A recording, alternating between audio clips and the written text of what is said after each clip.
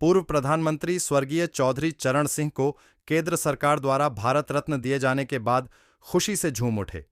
राष्ट्रीय लोकदल के कार्यकर्ता, राष्ट्रीय लोकदल के वरिष्ठ नेता चौधरी नीरपाल सिंह के आवास पर कार्यकर्ताओं ने चौधरी चरण सिंह की फोटो पर पुष्प अर्पित कर एक दूसरे का मुंह करवाया। मीठा और प्रधानमंत्री नरेंद्र मोदी को दिया धन्यवाद। देखिए सहारनपुर से इंडिया डिजिटल टीवी के लिए अरुण धीमान की रिपोर्ट। राष्ट्रीय लोकदल जिंदाबाद, राष्ट्रीय लोकदल जिंदाबाद, जैन चौधरी जिंदाबाद, जैन चौधरी जिंदाबाद, चौधरी अजीत से अमर रहे, चौधरी अजीत से अमर रहे, चौधरी चरण से अमर रहे, चौधरी चरण से अमर रहे, जब तक सूरज चांद रहेगा चौधरी जी का नाम रहेगा, जब तक सूरज चांद रहेगा चौधरी जी का नाम रहेगा। राष्ट्रीय लोकदल जिंदाबाद, राष्ट्रीय लोकदल जिंदाबाद, चौधरी चरण से अमर रहे, जैन चौधरी जिंदाबाद।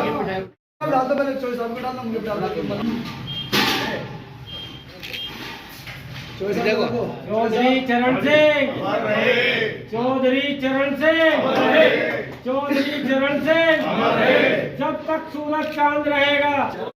एक दूसरे चलो अच्छा लगा दे। हाँ मैं 4-5 लड्डू बस अरे नीचे हाथ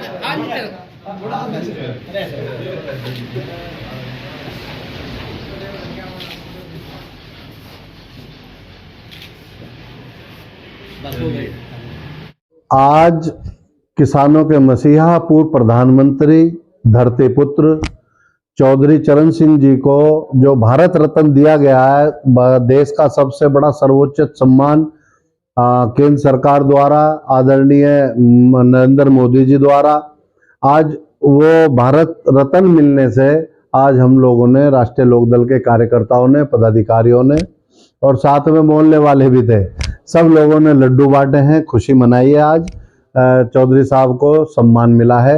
ये सम्मान देश के 90 करोड़ किसानों का सम्मान है और इसके हकदार थे चौधरी साहब। और ये भारत रत्न तो चौधरी साहब को बहुत पहले मिल जाना चाहिए था, लेकिन चलो देर आए दुरुस्त आए, क्योंकि चौधरी साहब ने हमेशा किसानों के लिए लड़ा, किसानों की आवाज उठाई, किसानों को न्याय दिया, किसानों के लिए लड़े, किसानों को मान सम्मान स्वाभिमान से जीना सिखाया।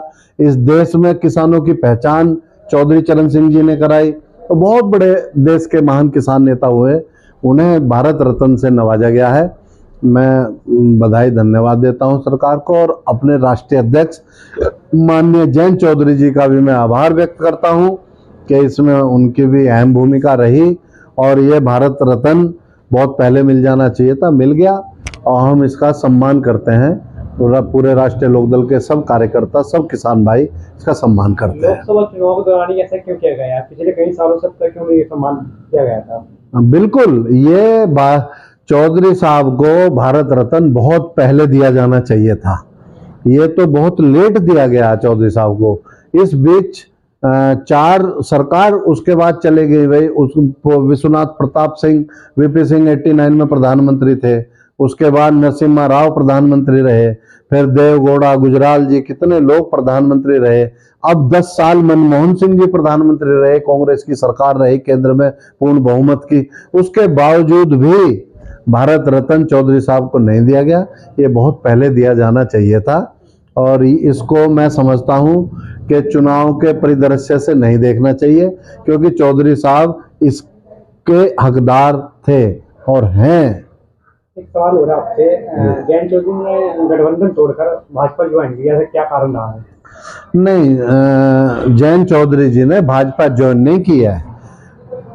हम एनडीए से, जैन चौधरी जी हमारे नेता एनडीए से गठबंधन के बारे में, एनडीए से गठबंधन के बारे में विचार कर रहे हैं।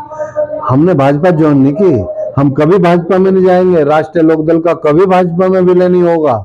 एक गठबंधन की जो विचारधारा चली उस पर विचार विमर्श किया जा रहा है और 1-2 दिन में फाइनल हो जाएगा।